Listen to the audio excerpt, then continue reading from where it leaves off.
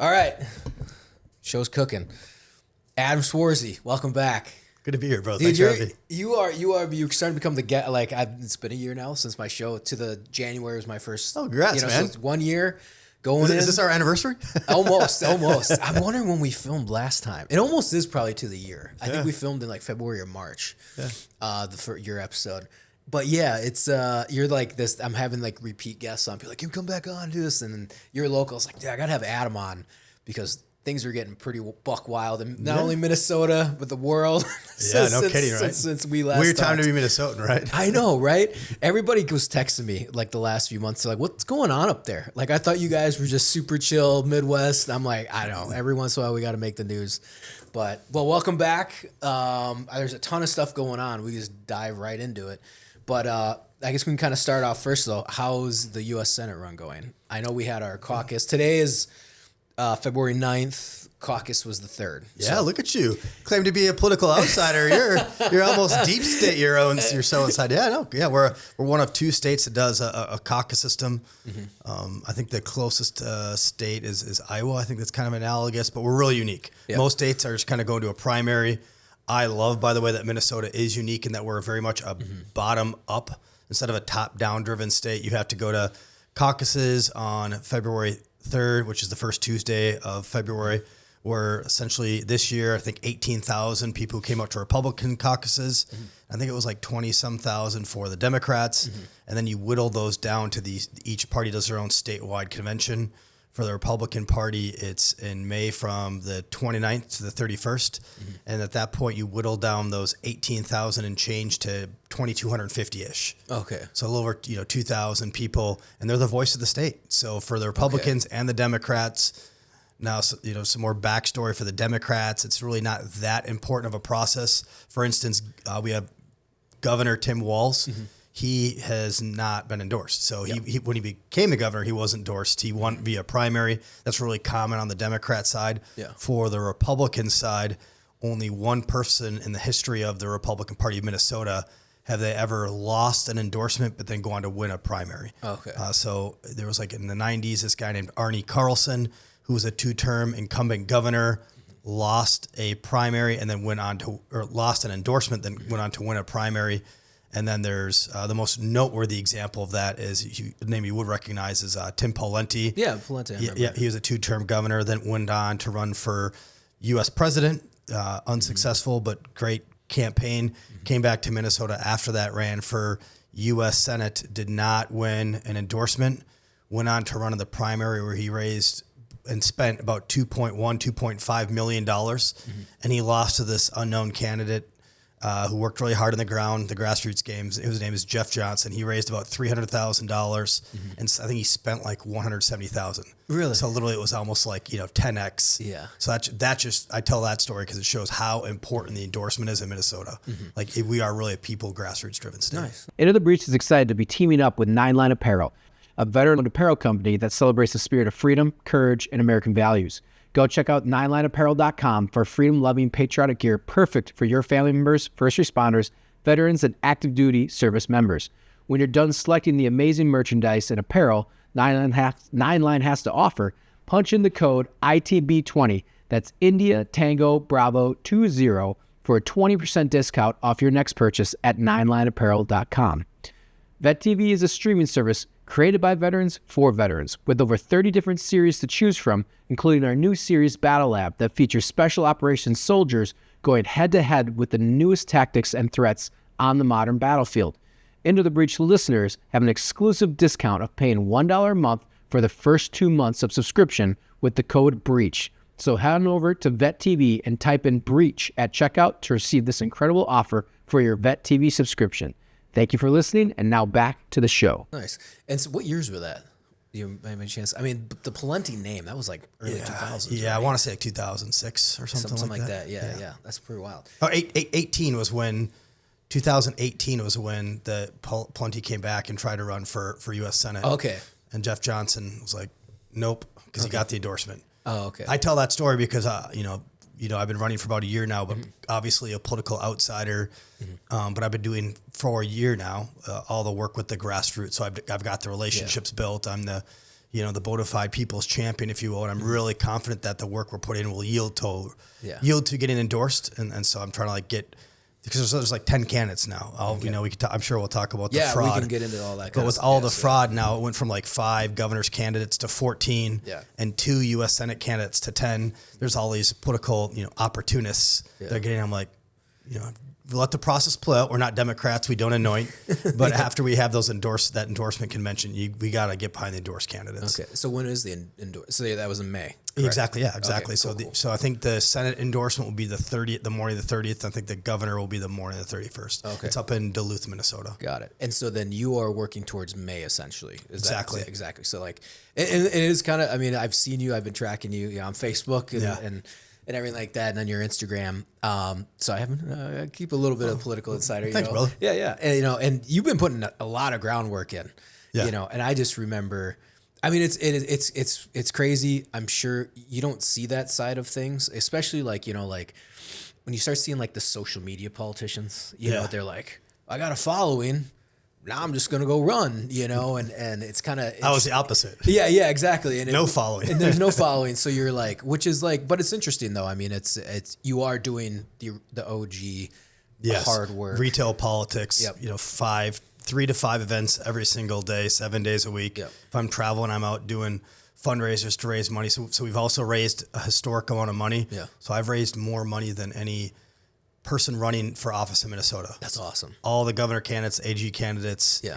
I have 3 times more money raised than all the other U.S. Senate candidates combined. Mm-hmm. So 3X. And I'm really proud of that because it's not like the military industrial complex. It's not big pharma. It's not lobbyists. It's people like you, brother. It's people like my veteran brothers who are like going to their families like, hey, I served with this guy or things like that. It's a people's grassroots campaign to raise.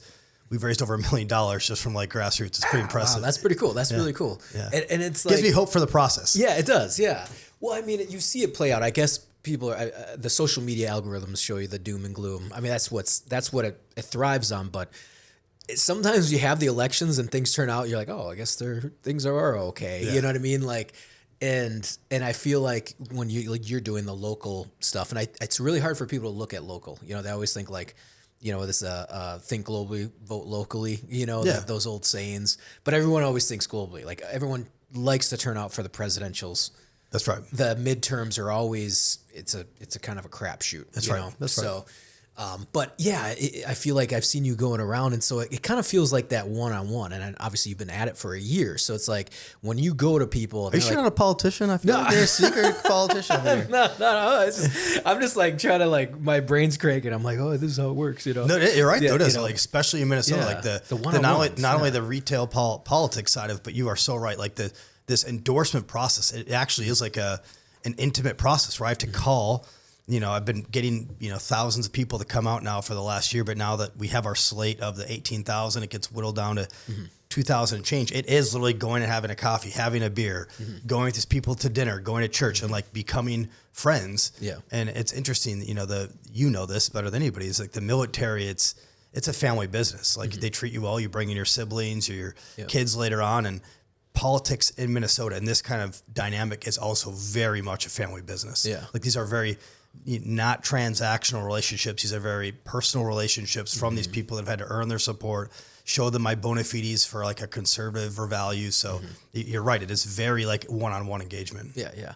And I imagine then that's cool. So, cause over a year you start building up that. That's right. Those like, yes, these, I've convinced these people, or hopefully I convince them to vote for me, or you get that like warm and fuzzy, like opposed to like jumping in now, brother, after 100%. So what I've done is, because I'm a military nerd like you, I have like a geographic battle space commander, geographic combat. Seriously.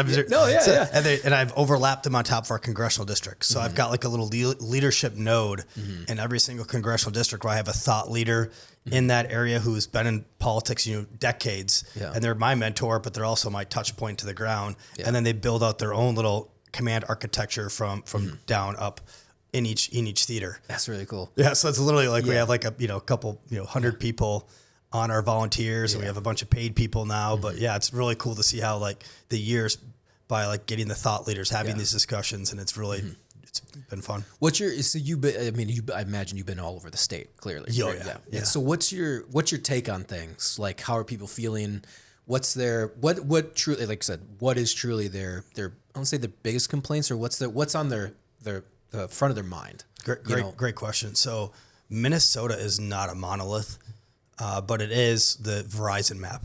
So there is, for the blue centers, there's Minneapolis, which is crazy blue. Omar. I mean, Omar's indicative of Minneapolis. And you have Duluth, Minnesota, a smaller but blue, very liberal city. And then you have Rochester, and then a little bit Grand Forks area. But for the most part, it's really just Minneapolis, Duluth, and the Rochester, Mayo area. Other than that, Minnesota is red. But even within that red, you have the western half of Minnesota, largely farmers, largely ag. You have the northeast side, loggers and mineral mining, mining and power plants. And then you have the CD3, like the suburb areas. And those are all just families that are just trying to get education. But across the state, the biggest thing is the fraud. I mean, they are really upset that from Walz and Peggy Flanagan administration, when they had the trifecta, just within 4 years, we went from an $18 billion surplus down to, at the end of this year, projected $6 billion deficit. It's a $24 billion swing. And then in that same time, they increased taxes by $10 billion. So they are fired up. They want me to like run on, I'm locking up Walz and Peggy Flanagan. I'm like, I'm a due process guy. But yes, because the majority of that $9 to $19 billion that was stolen from you and every other American was mostly federal money. So when I do get elected to the Senate, I'm going to make sure we account for every dollar. And there's going to be some no separate set of laws and rules. Like when we prove that politicians were involved in that, they'll be held accountable. I get fired up when I've talked with another buddy about this. I had Rich High on, who's, I don't know if you, Angry Cops, he's like a big YouTuber within the space. And we talked about, the recent shooting and stuff with, Alex Preddy and good. He's a Buffalo cop. So we were just kind of like going through what the legalities were. Oh yeah. That would have been interesting. It's fun. It was, it's episodes up, but like the Patreon, which we will do a Patreon one as well, exclusive Spotify content. But we were talking about, at the end of all that, we went in for that behind the paywall, but we'll talk about it, obviously, is the Somali fraud, or the fraud in general, however you want to label it. It fires me up, and I imagine all the other Minnesotans feel the same way, because how much we pay for childcare, my wife and I. That's right. And it's like a kick in the gut. It's like all this stuff is happening, and no one's being held accountable. That's just going. It's money getting shelled out, and it's frustrating because we live. It's like, and then the taxes get raised, and all these other things, and it's just like, why am I even paying taxes? Why did my property tax go up $30,000 of value, on my house every single year, and you raise it without me even knowing? It's like, Egan's pretty good. That's where we are located right now. But it's even then though, it still keeps going up in state taxes, and you, like you said, that $26 billion swing, and it's frustrating. I imagine for Republicans, very frustrating. I don't know if you talked to any kind of Democrats maybe under the table that are like, what? Seriously? I mean, like, if you are taking that amount of money away from people, or it's going into fraud, even some of the friends of mine that are Democrat, they're like, well, there's only one fraud. I was like, yeah, that one fraud was $150 to $200 million. That's one set. That was I think it was like 2 years ago. It was a feeding our future. Yeah, feeding our future. Like two Somalis went back and actually got away, but then they stopped a few at the airport. And it's frustrating.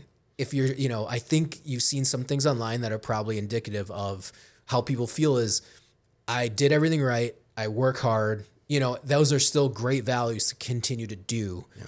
But if I pay my taxes, do everything correctly, and I still, and people are just like, well, I guess it doesn't matter. They have that feeling now. I mean, people are frustrated about childcare, cost of living, buying a house, interest rates. It's frustrating, and people are just stealing from the government. Like, I guess I should just steal from the government now because no one cares. So I guess you can, I like I said, I get fired up a little bit because it's so much money, and I love Minnesota. It's a good state, but like, for it to be like, just leached upon is frustrating, and to see it from the top, clearly I agree with you, due process, but things still don't look good. When it comes to Walz, not resigning, but saying, I'm not going to run again. Yeah. I mean, I don't care how you want to split it. The video comes out, and a week later, he's like, I'm not running again. It's like, that's not a good indicator of how things look. A lot of things are coming out. a lot of things get tracked. The fraud, and the other people say, well, no one's been prosecuted, so there's no fraud. I was like, no, there's fraud, but no one's been prosecuted. Hundreds of people have been prosecuted, by the way. And okay. So found let me know. Yeah, they're just not politicians yet. Okay. Yeah, hundreds of people have been indicted. Okay. Lots of prosecuted. Lots are going away. A lot of people are being held accountable. By the way, that's all federal. Yeah. The Minnesota Attorney General Keith Ellison, Walz, and Flanagan, they have not lifted a finger to handle any of this stuff. All of the prosecutions and all the indictments have been federal. From the federal coming down, and I think that there will be continued. So that's what I think. The midterms, it's not going to be a referendum on. Usually, the midterms just squarely a referendum on the presidential administration. Yeah, exactly. Right. It's typically opposite. Just flips. That's exactly right. Yeah. In Minnesota, it's going to be uniquely. It's about the Walz Flanagan administration because while Walz is stepping down, Flanagan is still running. So I'm probably going to run against Flanagan, who's Walz's lieutenant governor, in the general election. Okay. And so what people don't realize about Flanagan is, for all intents and purposes, Walz, Klobuchar, Craig, they are very, very leftist, but they talk and they try to pigeon themselves as if they're a moderate leftist. Flanagan, Keith Ellison, Steve Simon, they don't even pretend that they're moderate. They're socialists. I mean, Peggy Flanagan has been endorsed by Elizabeth Warren, Bernie Sanders, Keith Ellison. Was she caught in the Signal chat? Exactly. Yeah. Yes. Yeah. I got my pulse to the. Yeah. Exactly. Well, I think her husband had a hand in coordinating when they tore down Christopher Columbus statue back on the state capitol, and a lot of people are angry about that to begin with, and now to find her allegedly colluding with private citizens as an official government representative, tracking law enforcement operations, purposely impeding. Purposely with the intent to impede law enforcement operations. That could also be a thing. Yeah. I don't know. Side note, I don't know. Have you looked at all that stuff by any chance? I haven't. I haven't done like an investigation, but I'm tracking it loosely. Yeah, same on social. Same with me. And you go through a few different accounts that are tracking. You're like, cool. It's very well organized. You'd be, and funded. And funded. No, 100%. I'm not even. It's crazy. A few years ago. Again, not to get sidetracked a little bit, but before I was like, this Soros stuff or whatever. I had a few buddies. I was like, it's just some Alex Jones stuff. Yeah. And now we're here. I'm like, everyone's like, no, that's real. But it's not even a right wing thing. Like Democrats are like, no, we got Soros funding. Yeah, they're always hiding it. Oh, okay. So there's no hide. So the conspiracy theories have been proven kind of correct. Not to go full hog. It depends on what conspiracy theory. Because now they're just proven facts. A lot of them. Yeah, no, that's what I'm saying. Now they are proven facts. And that Signal chat, that group chat that got leaked by Cam Higbee, I think because everyone's converged onto Minnesota, is one wild, impressive on the actual structure. I'm sure, us from the military, I'm like, man, this is pretty good. Organized, very organized. I'm giving, give credit's due. But yeah, it's organized, it's funded. And then Penny, Flanagan, it was at the top. She boot scooted out. I know there was a little bit of, like, she tried sanitizing stuff, but everyone's like, oh, why is the lieutenant governor in a Signal chat looking very much like a counterinsurgency in our eyes? Like, this is an insurgency running against federal law enforcement impeding. Now, clearly let the process play out, say what we want, but I think they're kind of doing the opposite of Walz. Because the problem with Walz and all the fraud was they then Bidened him out of the race. Yeah. But they did it too early, so now they're going to have to face Klobuchar. I think that if I'm just reading the play, I bet that they got the goods on Flanagan, but they're waiting until later on in the race to drop the hammer. Drop the hammer on I think so. Yeah. Well, it's what's embarrassing. And like you said, I think Minnesota for the midterms will be a different play because I think Minnesotans just feel frustrated, like it's unifying. It's unifying. The way you just explain it, and by the way, very eloquent, very heartfelt. That is everywhere across Minnesota. Is people who you're not a politician. You're not politics. You don't. And I didn't fight for politics. We didn't really care about that crap when we were war fighters. But every Minnesotan that I talk to is like you. To the extremely angry to like, there's actually movements to like have people just stop paying their taxes up in like greater Minnesota. Oh, really? You're like, until Walz is in jail, I'm not paying taxes. Yeah. So like, and then even to like in like the CD3, CD5, I've talked to Democrats who went to caucus for Republicans the first time ever. Yeah. And I get, and like, that's the thing. I think when people talk about, I have outsiders like Minnesota, blah, blah. I was like, no, it's a great state. I don't want to move, but it feels frustrating because of Walz, because of Ellison, because of Flanagan. It's just like that Minneapolis center. Yep. You know, and it's just like, we shouldn't have the taxes we have. They're shelling out all these, you know, again, the fraud that goes everywhere. The childcare one is absolutely upsetting to everybody. I don't care how you swing it. But I just, like I said, it's impassioned. I feel like a lot of people are feeling that same way. Like I said, even Democrats, they'll probably still, I know enough, they're like, you know, they vote blue no matter who. It's just like, whatever. But I do feel like there's enough, not saying there's going to be a massive swing, but maybe there is, and hopefully there is. But it's just like, just course correct to where we can just pay lower taxes. I don't mind. That's the other thing too. I guess I'm more progressive Republican. I don't mind some of these benefits, like when it comes to like that childcare thing, right? But I don't want it now. Like he signed that, like, oh, we're going to childcare, you know, we're going to pay for childcare, or not, sorry, not pay for child. We're going to stay at home and you get paid. Family leave. Family leave. We're going to pay you on family leave. I'm like, in a normal world, okay, I don't mind that. We have kids. If you're a single mom or, you know, you got one income household, a little extra money does help, goes a long way. I don't want it now because where's the fraud? Like, you're not even backing this up with like good, like, how do you register? How do you do this? How do you do that? Like, how are you tracking this? Well, the day it started, thousands of people submitted for it. Yeah, exactly. And it's like, and like the people that pay taxes, okay, that's great, but who's it going to? It should only be going to tax-abiding citizens. You know what I mean? Like, or you know what I'm saying? Or even like American citizens for that matter. Not only that, the true wounded and affected on that is small businesses. Yeah. They can't afford to pay out those things when people take and afford to allow their employees to go for 12, 18, 24 weeks. Mm-hmm. I mean, that's going to kill small businesses. Mm-hmm. Yeah. Kill small businesses. So do the small business have to pay it, or are they just like, or is this just come from the government though, correct? The people, the government pays for it, but that's your tax dollars. Yeah. But then the small business has to account for that person being gone. Oh yeah, 100%. I agree with that. Yeah. That does. Yeah. I mean, it's just me as an employee, but you know, when I when I took maternity leave, it was just me. Yeah. But no, I agree with you. I think that's, you know, when I see that kind of stuff though, you're like, so I'm like, oh, that's kind of cool. But no, not now, because you need to fix the house. You need to fix funds before we start shelling out more free money that's not being tracked. That's right. And that will be fraudulent. Like I guarantee the family leave pay will 100% come back fraudulent with God knows how much money. I mean, look at childcare. You have to at least like run a business, kind of. Apparently, you know, we found out you really don't have to. You know what I mean? So, but if you just collect your disability or family leave pay, then you could start your own child leering center. Yeah, exactly. So, you know, Nick Shirley. Everybody had a good kick out of the child leering center. That's been going around. And there's gonna be more of that. I mean, there's other things. That's the thing about that fraud is it's gonna be like the iceberg that's gonna roll on its side and show more and more through the midterm. I agree. And I mean, and we're only in. I mean, we're beginning of February. You know, this episode will go up in a week and a half. I mean, so it'll be mid-February. I can't imagine. I mean, like I said, we talked a year ago, and the world, you know, there's been a lot of major events since then. Yeah. And now we are, I mean, going from February to November, it's going to be a wild ride. Hyperdrive. Yeah, hyperdrive. So, but yeah, I mean, that's how Minnesotans are feeling like across the board. Yeah. And it's just everything's, I won't say, yeah, it's shifting red. I don't want to get too confident, but it feels like we just want to get a handle back on the government, like, you know, just like handle back on spending. Brother, that's my campaign too. That truly is I'll be running against Peggy Flanagan, the general. Mm-hmm. She's openly running as a socialist Marxist, supported by Bernie and Elizabeth and the socialist part of the Democrat Party. Mm-hmm. I'm not crazy. I'm not. No, you're not. Yeah.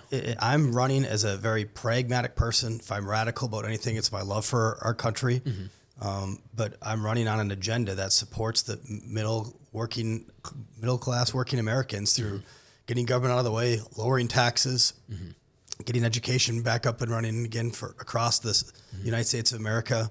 Borders do matter. Yeah. You know, and you can have borders and immigration enforcement that doesn't impede the Constitution, and I can support law and order at the same time. And again, I think our side. I'm not going to say your side, but my side of the political aisle. We're the side that loves America. Mm-hmm. And we have an agenda. If you talk to the Democrats right now, if you had a Democrat sitting across from you, I don't think they could give you like what the Democrat agenda is. Mm-hmm. Their agenda is more and more just pro-socialism and then more and more anti-Trump. That's like their only talking points they could give you. Or I could talk about nuclear energy. I could talk about immigration reform, the border, holistic border childcare. I can talk about all these different things, and their whole platform is just Trump's, this, Trump's that.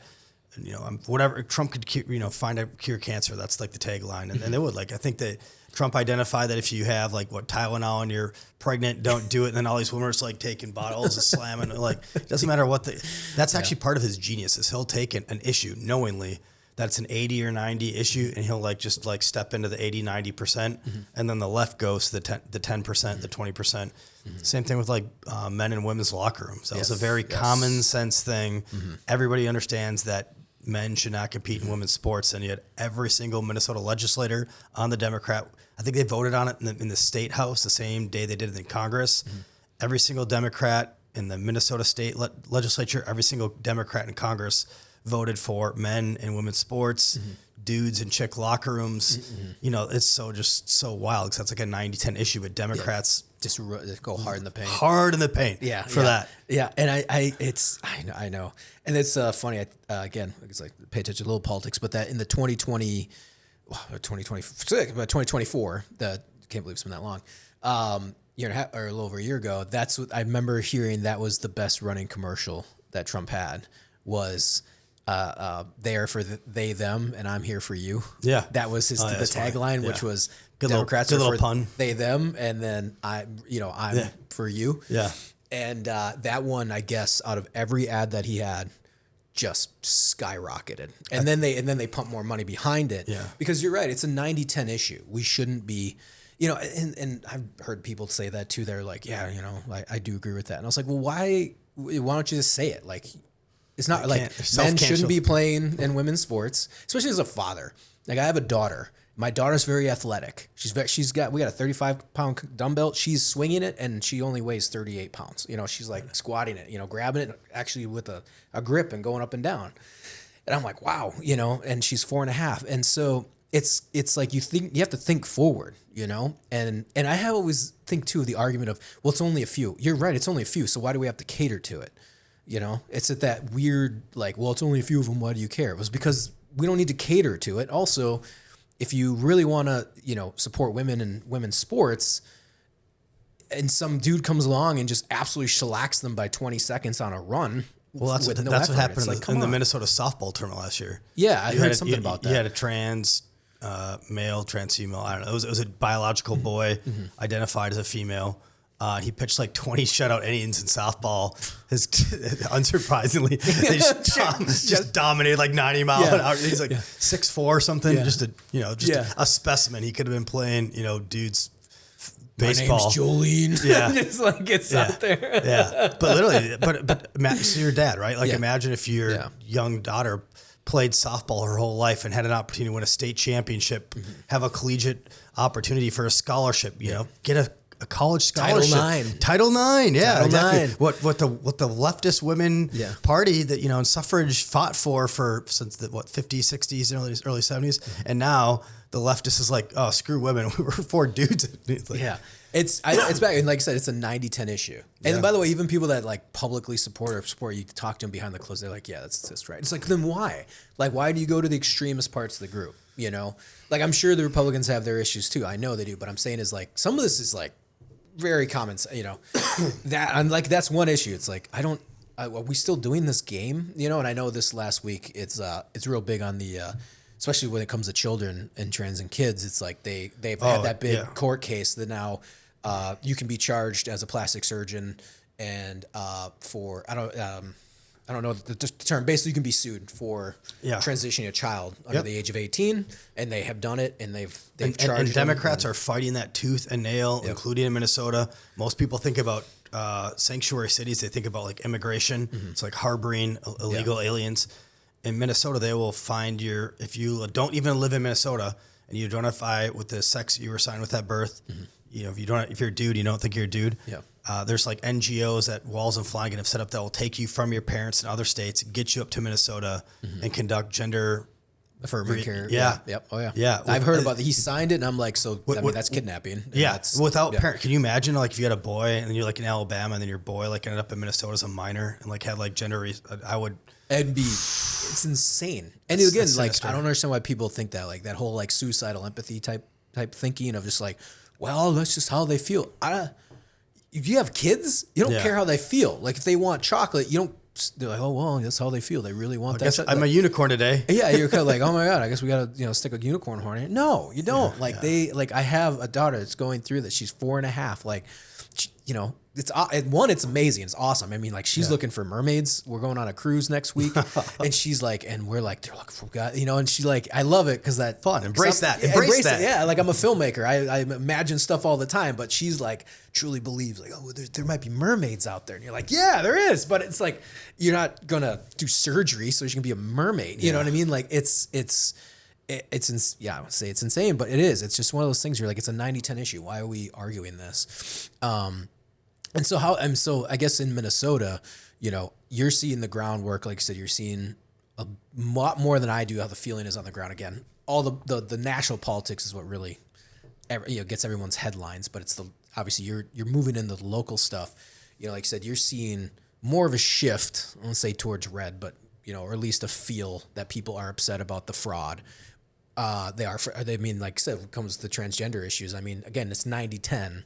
But is that something that people are looking at? Is there been enough cases that good question, like affecting families? I mean, we'll see. That's a good question. I don't know the polling on that specifically. Mm-hmm. I do know the polling on the fraud, the economy, like the Minnesota, like we talk about. I can see just on your face how disappointed in the amount of taxes you pay to what you're getting for those taxes and how the government's failing you. Mm-hmm. And like you talked about, something that I hear from like the youth, like people that are younger than us is they can't afford a home. Well, why? Why can't that? Has nothing to do with Trump. We're at the best market in the history of America. People's 401ks and retirements are the best they've ever been in the history of those programs.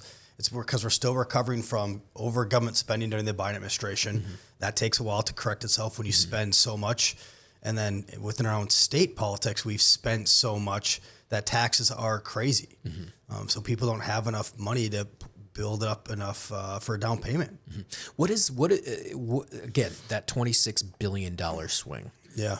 What was most of that spent on? I mean, government. Just government? Just expanding government? I think they over doubled the size of the Minnesota government. Just in general. Yeah. They're like, we're going to all those administrators, all those different programs. Really? And that's how California, I mean, back when like Arnold Schwarzenegger was like a Republican governor, it was in the black, and now California's at like $65 billion in the red. I don't even know how it exists. I don't even know how that. Sometimes government breaks my brain. It's like if I had negative $10 in my checking account, I can't go buy a new car, brother. That's you know what I mean. That's my common sense talking point. That's literally you're stealing my stump speech now. It's like I'm glad I'm not running against you because it's like I talk about this. I'm like you. I don't want to say your last name on your show, but like your family doesn't have the ability to have unlimited government credit card. No. Like anything you spend, you have to pay back for, or you're taking on interest. Mm-hmm. The government is the same way, but instead of like ever paying down that interest on that returning credit, we just put more and more on. So it's our great grandchildren who have debt. Mm-hmm. Americans have debt. It's, $37 trillion and growing. It's real. It's there. Yeah. And they never do the hard things. And that's why I'm running for the U.S. Senate. Is Congress's number one job is to manage the purse. The legislative, their number one thing is to, laws, but manage the nation's finances. And both parties, you have these people who aren't just, in a word, a leader, willing to say, hey, if you want to do the transgender surgery, if you want to give illegals healthcare, which, by the way, every single Democrat who ran for president last cycle raised their hand and said, yes, we should give illegals free healthcare. That cost you in Minnesota over $600 million within like a year when they were still doing illegals healthcare. So it's like one side is worse, clearly, but both sides are really terrible at managing the nation's money. Yeah. And that's the thing too, because that's a bit of, I should say, it is a controversy, but last year they had voted on that and it swung towards Republicans with the bill. We had enough votes to say we're not funding. There's one that crossed over, and that was Melissa Hortman. Yeah, exactly. Well, I thought it was two. It was one? I think it was just one in the House. Melissa Hortman. And everyone knows Melissa Hortman because she was killed a week or two after that or something like that, which is, I mean, horrifically and sad, obviously. And that news story disappeared real quick. And I mean, I guess that's frustrating, but she voted, not to fund the bill, to be like, hey, we can't do this. Like, again, crossing the aisle, we can't do that. Yeah. I mean, you're funding illegals, Medicare. Yeah. Do you get free healthcare? No. Do anybody you know get free healthcare? No. Yeah. No. Well, it was an insane thing to pass. They did it under the Democrat trifecta. And then we wonder why we went from, again, 18 billion in the black to 6 billion in the red. It's like, you can't, that's a leader. You have to have priorities or nothing is a priority. Like I would love to give illegals healthcare. I would love to give everybody free college tuition. I would love to give, $10 million per month in your Social Security. We can't. Like, you have to be pragmatic in what you can afford, and you have to either collect that in taxes, or you have to pass it on to debt to future generations. So like the number one thing, it's super boring. It's not sexy, but when I get to the U.S. Senate, I am not going to have deficit spending. So at least we don't continue the hemorrhaging. I'll be the one vote, me and probably a couple others. Yeah, they're like, no, we're not going to do deficit spending. Yeah. And I think too. So when you say you go in U.S. Senate, do you have things? Can you vote here back in Minnesota, or is it just going to be strictly national? It's all for the U.S. Senate has their own. Yeah. So Congress has their own votes, and then the U.S. Senate has their own votes. It's like called the filibuster in the Senate. You need 60. So right now it's a 53-47. Republicans have the advantage. If we get another 7 more senators, that will have essentially what's called a filibuster-proof U.S. Senate. And then all the redistricting going on. Does that affect the Not U.S. the Senate, because there's two per state. Yeah, just the House. See how there you go. So I'm figuring out House and Senate. I think it was 2022. They did a census. Yeah. And so that's where they figure out who's living where in the entire country, and then you get your congressional representatives assigned based on population sizes. And that's good. It's called the Electoral College. It's to make sure that people in the middle of the country, like Minnesota, like that whole Rust Belt, Midwest, their votes still matter just as much as the coasts, where you have population density rich areas. Yeah. So it's actually a really good thing that we have a constitutional republic. What I'm hoping is next time we have a U.S. census, we have a Republican in power, and we can make it constitutional that you have to only count U.S. citizens. That's right. People don't realize this, so we're going to nerd out because this is really important. Can we talk about it for a second? Absolutely. Yeah. Okay. I was actually going to bring it up. So. Cool. So for most people don't realize those censuses, when they're conducted, they talk about everybody living in a specific area.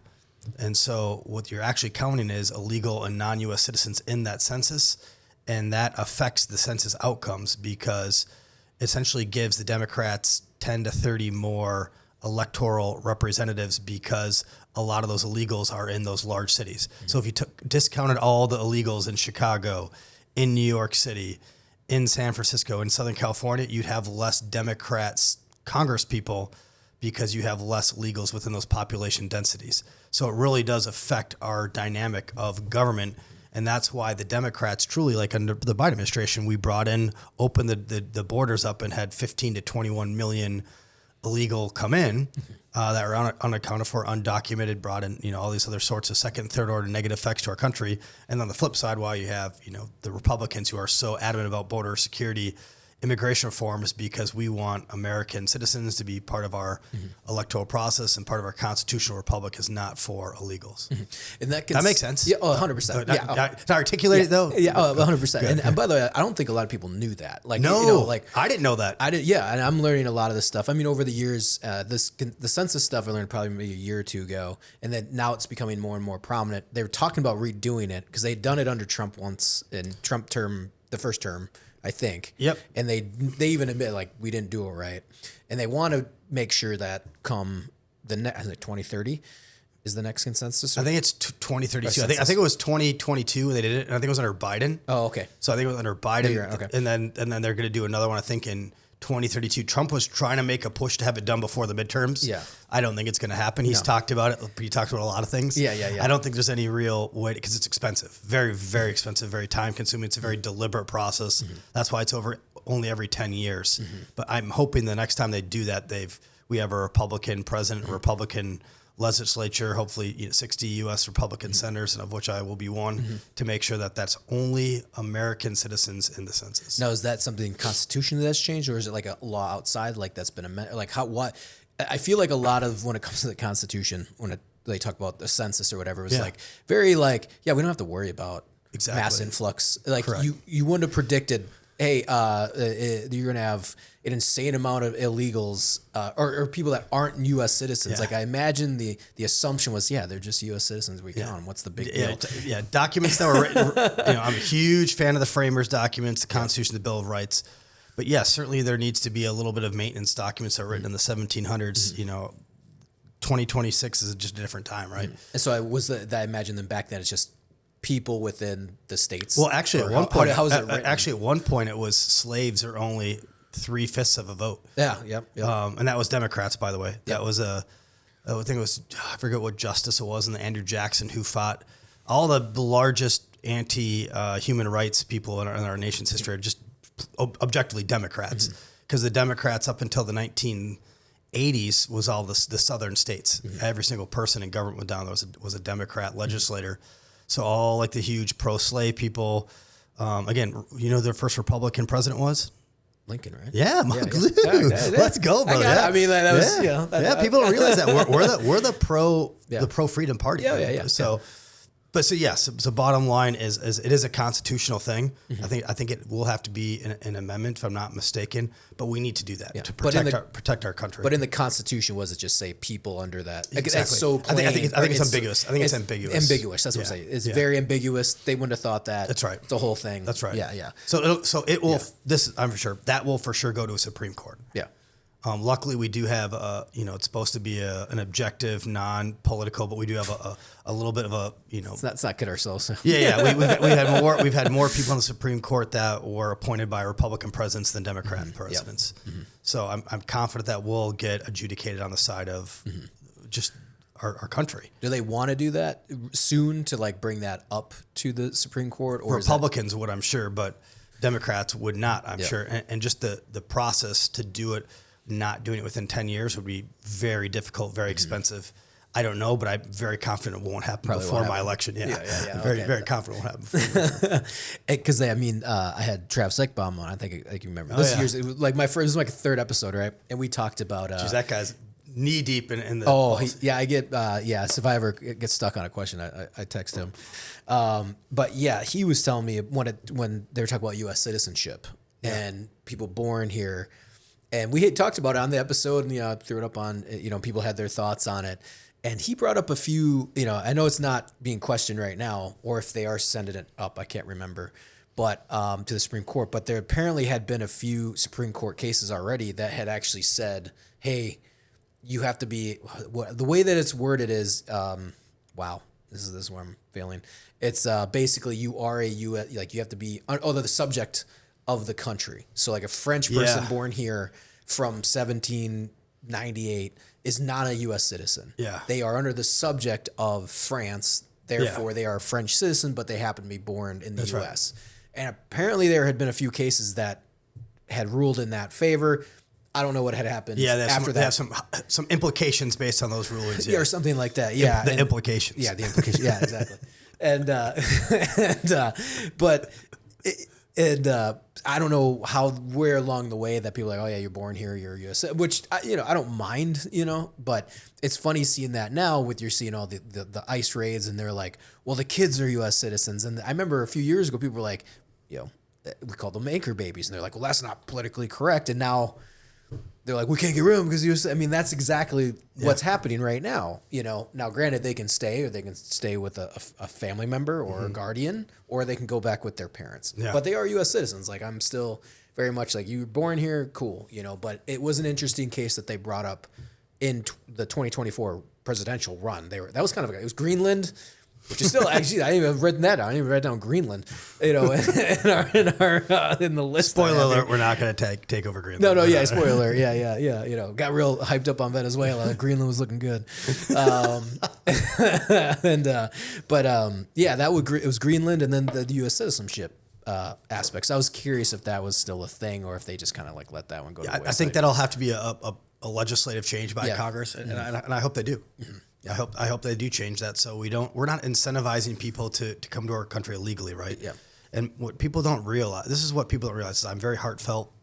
I have empathy for my 77 countries of being around the world, that people that want to increase their standing, that provide for their family by coming over to the Americas because we have it better. We're a wonderful opportunity. But if we just allowed everybody to come over here, there'd be over 1 billion extra people our economy can't support. I mean, we're having second, third order negative effects by 15 to 21 million people. We're not talking about 1 billion. We're talking about 21 million. There has to be a process. We have to make it, reasonable. So it's not a 2 to 5 year thing. But the best thing what Trump's passed is like the remain in Mexico, the remain in place policies, get your cases adjudicated and then come here. And that's just been better for all parties, because what the left, this is what really incensed me, is when the left doesn't talk about all the rapes, all the killing, all the missing children. There's like some 300,000 missing children under the Biden administration. I think President Trump's found like 140,000 of those missing children, repatriated them with their families, but 300,000 kids, man, are gone. That's crazy. They lost track. Yeah, I do remember that. Yeah. That's a wild thing to think of, like 300,000 kids like in sex trade and missing and black market, kidnap. I'm not gonna say adoptions, but that's just a giant number, but the media never talks about that. And the media talks about like ICE going in to pull out children and separate families, but they don't talk about how Laken Riley was raped for 19 minutes straight and like fought for breath. They don't talk about how you said that one ad that crushed, it was like the largest ad. I think the largest ad last year during the elections, it wasn't the "I'm for you, they're for them." It was about the Uvalde. Not Uvalde. Not Uvalde. Yeah. It was a different girl that was raped. I feel really bad now. It was in Texas. Yeah.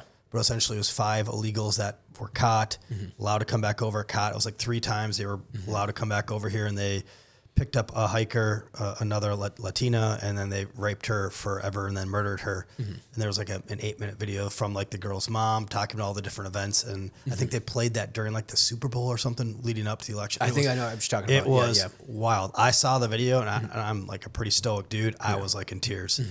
But the media doesn't tell that. It's only paid advertising by conservative entities that like want to paint that story.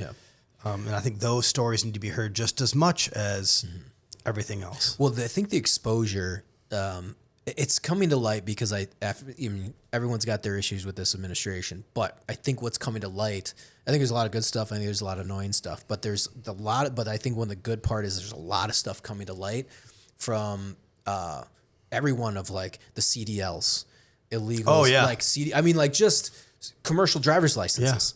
It's, like people that have died, they're not even doing, they're not barely even passing, or if not passing them, but they're just getting issued. They're illegal. And it's like, even the H-1B visa stuff they're talking about. Can I talk too. about the CDLs for a second? Yeah, go for it. Yeah. So Desiree's aunt and uncle, just great people, had a private business where they were making, just a private business.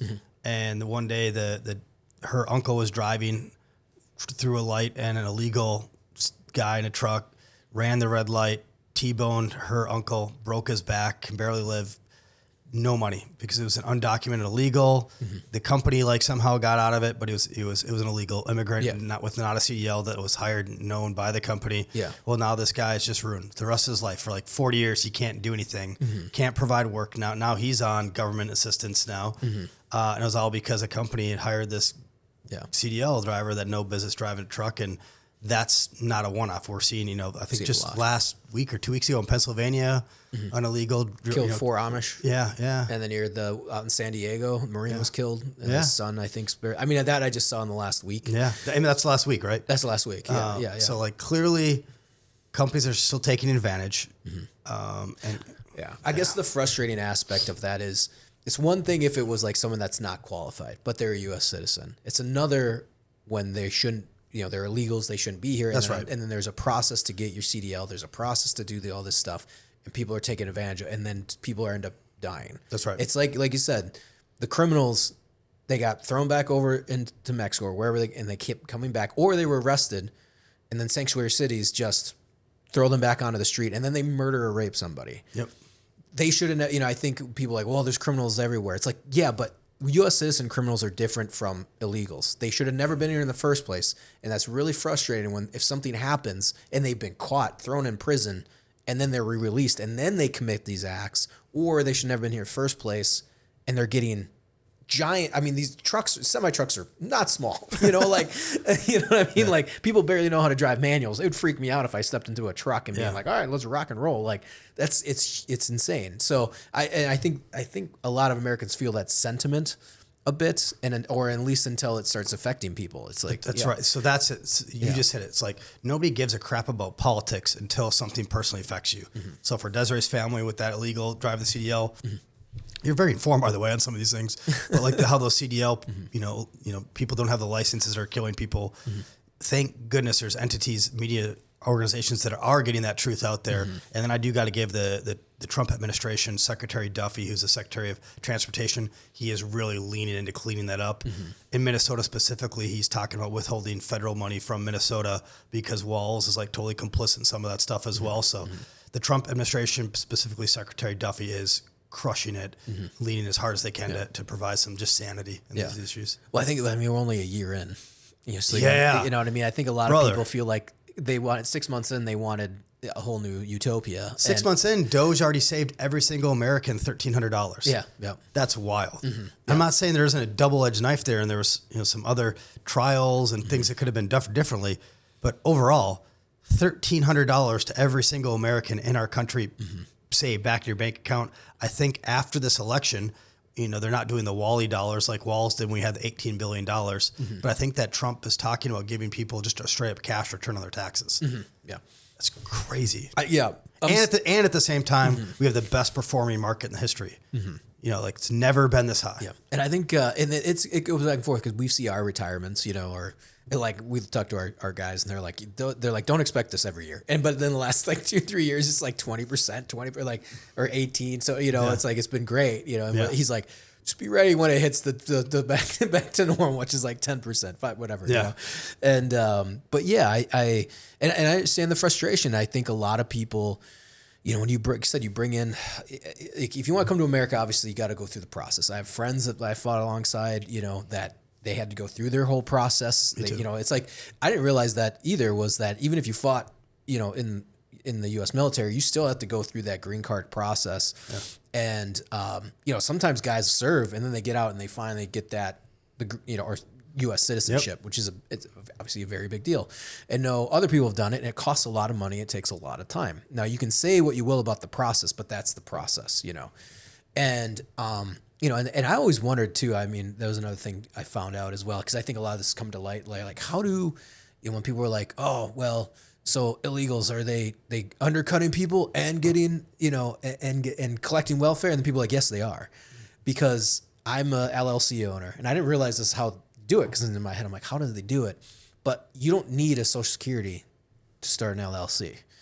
LLCs get paid out from contractors to LLCs, basically, and that's how it goes. And then if you're getting free Medicare just for being in the state, there's whole organizations that are dedicated to doing that. Well, yeah, we've started this thing in Minnesota called fraud tourism now, where there's organizations in Pennsylvania and North Carolina that are opened up taking, that same Somali fraud. There were other businesses like, holy cow, it's so loosey-goosey in Minnesota that there would be entities starting up LLCs and companies in North Carolina, Pennsylvania that were then defrauding Minnesota and the federal taxpayer. Oh, jeez. Yeah. You heard that for the... No, I haven't heard that one. Oh, yeah, look up fraud tourism. Tourism. It was like something that was invented because of the that laws. Easy. Yeah, it was that easy. Probably still is. But. Yeah. And again, you're seeing, we're obviously, talking nationally a bit, but then kind of going back to the ground level, is there, I mean, you're heading to DC. That's where your goal is to go. Locally, is there is there a little bit of movement to be like, how do we rein it in? How do we get it back? No. Like when it comes to our... Not until we just completely change out the administration. Yeah, you have to switch everything out. You do. So Klobuchar, surprise, it's not going to be any different because you still have to remove that whole administration. The whole thing. It's not like you cut off the head of the snake and it's going to do a different thing. It's the whole snake is built it's like a worm. Yeah. Where you cut a worm 8 times, it's still a flipping worm with different heads and hearts and everything. Yeah. It literally has to be removed. And it's not going to be like your buddy Adam flips the U.S. Senate seat and then we don't flip the governor and then we do flip the attorney general and then we don't. It's going to be either we take our state back this cycle or we don't. And then I think a lot of people will move. I think this is where people are that angry. They see the direction. They know that unless we do have holistic reform and change of the leadership apparatus, it's not going to correct. So I think this is where everybody's like, okay, I got to get involved. I need to donate money till it hurts. I need to give my most precious resource, my time, my family's time, to get involved in this cycle. And if we don't win, we're moving. That's the sad part. Yeah, and what's that feeling then like on the ground with fellow Republicans in the state? I mean, like, because it's an uphill battle. It feels like, it's an uphill battle because we don't have the infrastructure like the Democrats have, because they've had power for so long. They've had power for like 12 years. It's been 2004 since Minnesota Republicans won a statewide election.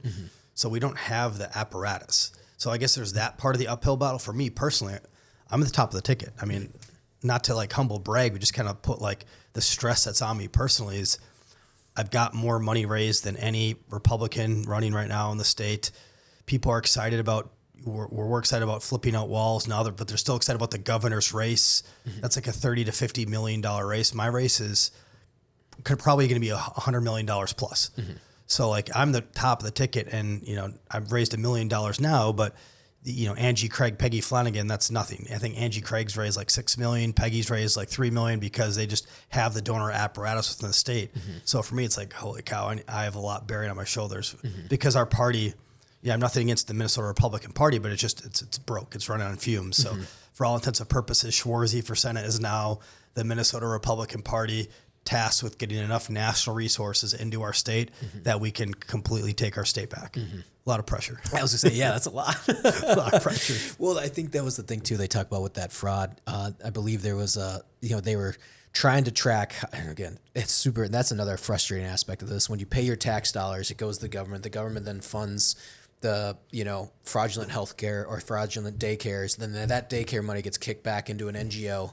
And they have that kind of the tracking, and then that NGO then donates to the Democrats. Yeah. So essentially, and it's not a conspiracy theory. It's like it's showing that. Yeah, no, it's known, and that's why it's I guess frustrating. You're like, well, I guess we just cheat. I get, you know what I mean? It's like you say you're doing grassroots, or it's like, oh yeah, well, these NGOs and everything. It's mind shattering, and it's you're seeing how things are being done, but then it's like you can't. I don't say you can't do anything about it, but it's like, how do you fix it? But we can't until we win elections in Minnesota. Yeah. So nationally now, the good news nationally, there's some good news, unless you're a Minnesotan in this, is that the RNC, the Republican National Committee, they have more money now than the Democrat National Committee, the Democrat Senatorial Committee, the Democrat Congressional Committee, the Democrat Presidential Committee. Just R1, the RNC has more money than all the other Democrat committees combined. Well, how is that? Why did that happen? And that's because now that President Trump and Elon Musk and everybody else who's in these cabinet positions are spending money more smartly. Rubio shutting down all that foreign aid money. A large portion of that $31 billion that used to go to like our foreign aid, that exactly the way you're describing it, used to then go to NGOs that would funnel back money into the Democrat coffers for political campaigns. I mean, we were paying like $500,000 for like 10 Politico subscriptions. Peggy Flanagan on her credit card had like $375,000 unaccounted for on her Minnesota government credit card. It's wild. So, but we've realized a lot of that at the national level and turned those levers off, turn those nozzles off. That's what Doge did, is just taking a chainsaw and turning those nozzles. So we have nationally, Republicans have more money. The problem is in Minnesota, because we just don't have the infrastructure we've lost for so many cycles now. We don't have the infrastructure to turn those off. And unless the federal or some cool guy named Nick Shirley leans in, we don't know about all that stuff. So, and you're right. You really are smart on this, man. But it is like these Democrat daycare centers, like you can go by the line by line for accounting, and I think it was like 9 million that they've identified of these NGOs, or them putting money back into all the Democrat coffers, including Klobuchar, including Keith Ellison. Keith Ellison got including Jacob Frey. So it's like an open daylight robbery at this point, but we just don't have any of the levers to correct it until we win elections. And within our own press, that's supposed to be highlighting these things. And again, I'm really impressed, frankly, that you're so spun up. They refuse to. Our local, the Star Tribune, the chief editor is a guy that used to work on Walz's commission. So the main Minnesota press, which by the way had to sell out and move their printer press to Ohio. Iowa. Iowa. Yeah. Because My father-in-law loved reading the Star Tribune, so he's like, "Oh, they're moving down to Iowa." Yeah. So we have such a poor business climate that even the Democrat press had to move. But like, the guy who runs that, drives the narrative on that, used to work in Walz's administration. Like, we don't have any. There's this press company called Alpha News in Minnesota. That's about the best you're going to get. I've heard of Alpha. I mean, I see them on X every so often. I didn't quite know their full standing. I just see the Alpha News. Yeah, they're like the Minnesota's equivalent of like National Fox. Oh, okay. Okay, that's good. Yeah. Well, is at least the national RNC that they see in Blood in the Water, at least a little bit in Minnesota, where they're like, maybe we should. So I just came back from the White House last week. Okay. Met with the political director, and they see Minnesota's in play for the midterms. Yeah, I guess there's some bad blood between President Trump and this guy named Tim Walz. Guess they don't like each other for some reason. Weird. Yeah, so they are very much paying attention to the candidates. Yeah. You know, they like I said, the blood's in the water though. It's not even just like, oh, they don't like each other. That's right. I mean, they recognize that the fraud provides an opportunity. The mismanagement of resources that Minnesotans finally get it. And we have some good candidates. They like that I've supported President Trump's policies. They like that I'm a constitutional person. They like that I've raised the money. So I expect Trump to lean into all of the Minnesota races. Vice President J.D. Vance, I think, is going to spend a lot of time out here getting ready for the midterms. I'm a big J.D. Vance fan as well. Yeah, former Marine. I dig I dig it. Yeah. It's so weird. This is a sidebar note. It's all of us now. I still think we're all like in our late 20s. So I'm like, oh, one of our boys. I'm so glad we got one of our guys in there, you know. And I'm like, he's like 40 and I'm 38. Like, you know what I mean? He's like 50. Yeah. That's the difference between even Marines and like Navy SEALs. Is like when a Navy SEAL like does well, the other SEALs are like, screw that guy. Yeah. We're so like little prima donnas. We're like a Marine. Yeah. You could be a PO. You could do sort of 4 years or 40 years. We don't care if a Marine makes it. Like we all for like one of us. You know, that is so unique about the Marine Corps from being in other branches. Well, it's so weird because it was like we were in the Marine Corps at the same time. I mean, so you would have been as well. Obviously, clearly, we're all in the same generation, all between. Well, you were 03 to 02 to 12. Yeah, and I was 05 to 09, and he was like 03 to like 07 or something like that, or like so. We all were like in Al Assad or Iraq or something. Well, one of my on my second platoon, when I was a fresh meritorious combat corporal, my weapons platoon gunnery sergeant later on was J.D. Vance's first sergeant when he was like a boot. Oh yeah. Yeah, that's wild. Like, it's great. And again, like I said, I feel like we're like, oh yeah, we just got out, and one of our boys made it up. And I'm like, everyone's got careers, and we're getting into our 40s. So, but for the record, I have heard that he's a combat camera, but like a really good Marine, like a really good Marine. Oh yeah. It's again, you see the shift in politics because I love my family. I think they're great. My in-laws, they're Democrats, but I remember when Hillbilly Elegy came out, and they were big J.D. Vance fans. They liked J.D. Vance. Like they thought it was a really good movie. It's an American story. Yeah, it's great. And I remember we watched it. This is like 2018 or I don't remember when it was. I mean, he wasn't even. I don't even think he was running for anything. No, he wouldn't even been a senator then. No, he was just the book, and they had sold it, and it was as a Netflix movie, and had Amy Adams in it. Like it was really good. It was Glenn Close, and it was a very good movie. Wow, blanking on the director, and I should know. And just say Michael Bay. Yeah, I wish. Yeah, right. That would have been awesome. If it was Michael Bay. Explosions. Man, it's the guy that directed Apollo 13. It's not Rob. It's the that's gonna bug me. Anyways, but we were talking about that, and he's you see the shifting winds, like now he's VP for Trump, and it's like now everybody hates or like now he's extremely dislike him. He's a fascist racist. And so with his interracial marriage and 3 kids. They're on their 4th too now, right? Yeah. So it's but I can that's politics, but it is cool to see like I said, Marine of our GWAT generation now, because I remember a lot of people were like, man, I don't agree with it. I think it's a cool standard, but everyone's like, you shouldn't be the president unless you serve in the military, and I'm like, wow. These aren't the old days, but I get the sentiment, but it is cool to see one of our GWAT brethren enlisted guy. Not even an officer, enlisted guy in the White House. That's a cool thing about Marines. We like, yeah. and he's enlisted. He's enlisted. Yeah, he's enlisted. Yeah. You know, and as the vice president, and who knows what 2028 is going to bring. So, you know, that's really cool to see. You want the hot take for 2028? What do you think? Here's the real hot take. Yeah. For the first time in 54 years, I'm going to give J.D. Vance 10 electoral delegates from Minnesota. I'm going to work my butt off to after I get in. Because Minnesota, I don't know if you know this. Do you know the last state to vote Republican? No. Minnesota. What do you mean? Like, so, like every other state has voted Republican. So I'll get to like the so what. Okay. When everybody thinks of like Reagan. Yeah. Oh, so yeah. Reagan won every single state yes. except for Minnesota. Yep. He gave it to Walter Mondale. He could have won Minnesota too, but he's like, let Walter have his own state. So he like had some other campaign stops here towards the end of the race, and he canceled all the campaign stops in Minnesota. He's like, let Walter have his own state. Yeah. So I think it was Nixon was the last time Minnesota was red. I think it was like 54 years ago. So I'm going to, after I get in the U.S. Senate, I'm going to make sure we get J.D. Vance 10 electoral delegates from our home state. I'm on board for the first time in 28. Trump came real close in 2016. I think he was 10,000 votes away. I think he was closer this last cycle. Because I think it was like 3 or 4 points in 24, but at one point he was even. Oh, really? Yeah, Okay. in like September, early October. He essentially, I'm going to not take shots at somebody. We didn't have a really great top of the ticket last time here. Our top of the ticket lost to Klobuchar. That was our statewide. We had a guy ran for U.S. Senate, and he lost by 550,000 votes, underperformed Trump in every single county. If we had had like a really good strong candidate, I think Trump would have not, because I think they also pulled like $8 million in resources to invest in other swing states, which obviously were good investments. Considering they went for seven in those, we would have been really close last cycle. Yeah, and that was the thing too. Is I remember in 16, I was coming back from drill, and I was like, "Why?" And I was driving by the airport on 77 on Cedar, and I was like, "There was cars parked off into the ditch, and they were jumping fences to go. You know how there's the runways, yeah, and then there's the private hangars, right? Yeah, people were jumping those fences on the off ramp, and they were getting in to go see Trump."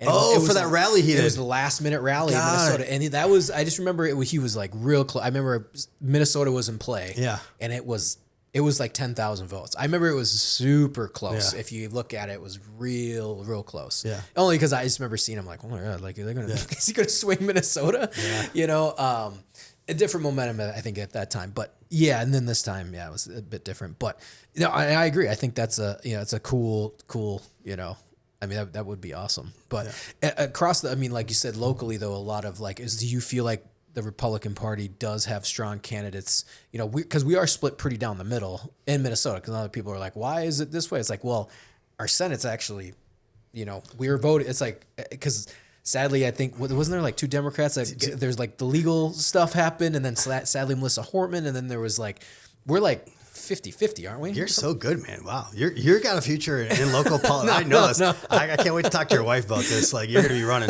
Yeah, we have, you're really good. We got 101 Democrat legislators between the House and the Senate, and we have 100 Republicans. So it's only a difference of one. That's right now, the Republican, right now, we have a Speaker Damath, who's like Speaker Emeritus, because it's tied for the House, and then in the Senate there's one extra. Okay. So the Democrats have control of the Senate. So this is how big the stakes are in 2026. Yeah. If we get one governor, one Republican senator, and one House representative, we will have a trifecta.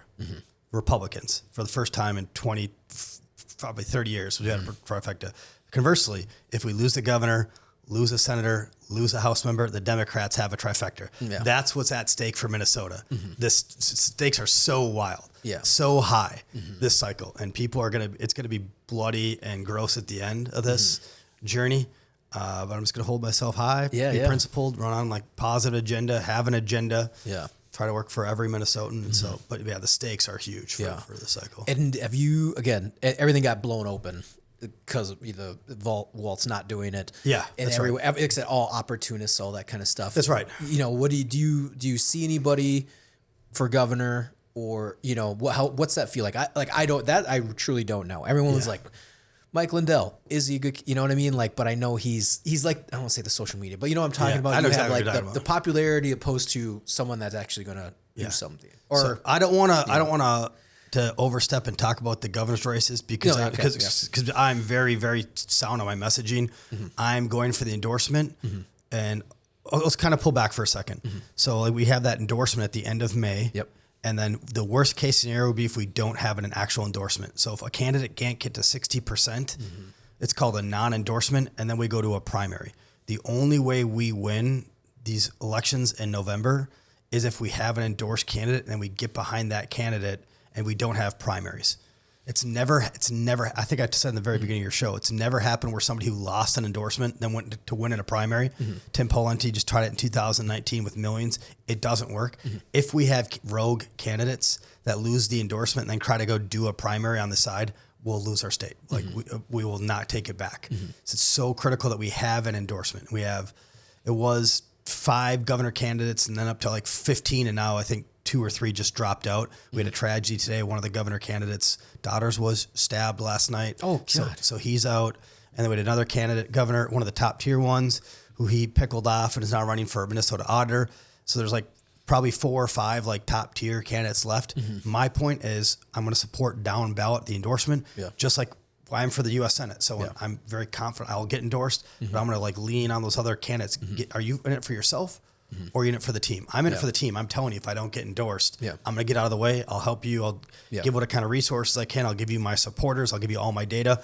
We need to do that down ballot or we're going to F this up, man. And so do your research is all I'm going to say on the governor candidates. Okay, sounds good. I like a good answer. But team player. I mean, that's player. unsurprisingly, that's like my message is we're either win or lose as a team. I'm a team player for U.S. Senate. I'm going to support your voice. Did you go to precinct caucus? No. The only reason one of the reasons I know, I took my daughter here to swim lessons, and they were like, "Sorry, we're closed tonight for the caucus." So one of the reasons I knew it was on the 3rd is daughter, we gotta get out of here. These nerds everywhere. I felt so bad because she loves her swim lessons, so she started crying. I'm like, "Oh my God!" I guess we're just staying for the caucus. It's like, let's go. So I had to go get her some ice cream. Anyways, I'd heard about that. I think I did it with Travis years ago, and this was, oh my God, I don't even remember if that was during COVID or what. But anyways, I'd heard about the February 3rd caucus. Again, Minnesota's in everyone's national news, so I'm getting, I think, more than I usually get. Brother, you're like savvy, man. You're gonna have a third because you do like 2 other podcasts or whatever already. Well, it's 9line. I love 9line. They are the official sponsor of this podcast. So thank you, 9line. Yeah, thank you, 9line Apparel. Tyler Merritt, love Tyler. And how does the GOP or the Republicans feel? Like, do you feel like there's a bit of a unification this year? Not yet. Okay. Not yet.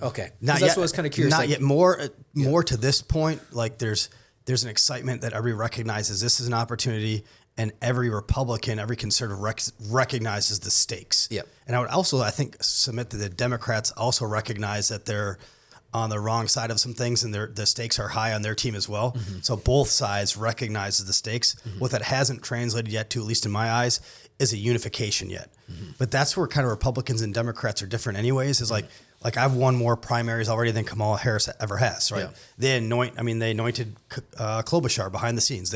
Walls like, hey, I can't win. Saw that, You run for governor. If you get governor, you appoint me back to the U.S. Senate seat that you're vacating, and we'll backfill and we'll figure it out. Republicans, we're all like, no, we're going to fight to the death, all 20 of us, and spend our resources to August. And it's like, well, no, dummies. That's how we lose every single race. We need to get our best warriors together, have the flesh out, do the storming, forming, norming. Both sides recognizes the stakes at this level is Republicans recognize there's an opportunity because the fraud. Democrats recognize that if Republicans take one of each of those seats, that they're going to be out on the outside again. What that hasn't translated to is playing together on the Republican side. Again, the Democrats, I've won as many primaries as Kamala Harris has. Like, she doesn't, they anoint behind the scenes. Same thing with Klobuchar and Walz. Walz like, hey, I can't win this election. Went to Klobuchar. She's like, all right, well, anoint me for governor. When I win, I'll appoint you back in and backfill my U.S. Senate seat. So like figured it out behind the scenes, right? Republicans don't do that. We have these huge public flesh outs, and we do that for all races. Again, for the last presidential, there was, 1 billion candidates, and we whittled it down to 2 for the primary. The difference is in Minnesota, we can't afford to have a primary. We cannot afford to have a primary. Yeah. We have to get behind the endorsed candidate just for the sake of resources. Yeah. Because we don't have as much money as they do. So, and I've definitely have seen that, and I've seen it, but also have heard it in the political insiders. It's like Democrats get in line. Yep. Republicans are very outspoken. They want to, you know, say do it the right way, but also at the same time, individuals. Whereas and you've seen it nationally. I mean, you know, if you watch national politics, you see it. Doesn't matter what AOC should be running her mouth about whatever, and then Schumer and Pelosi, like a year or two ago, boom, she gets in line. Yep. They like, shut up, get in line. And she does. Everyone, you know, they love the outliers, but then those outliers.